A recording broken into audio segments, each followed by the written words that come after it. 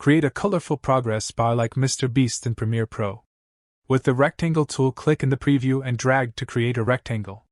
Now select the selection tool and in the Essential Graphics panel click on this button to center it horizontally. Set border radius to 100 and set fill color to a gray color.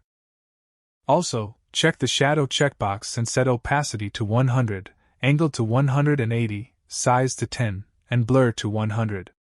Now hold down the Alt key and drag the rectangle to the above track to duplicate it.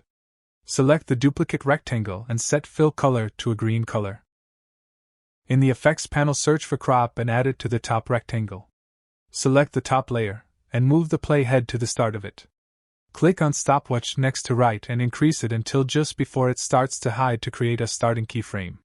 Hold down the Shift key and press the right arrow key 8 times to go forward 40 frames.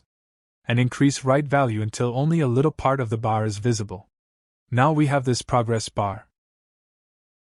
To make it colorful, search for color balance, and drag the color balance HLS effect into the top layer.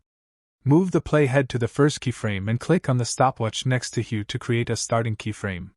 Move the playhead to the second keyframe and decrease hue to around -130 to create the second keyframe.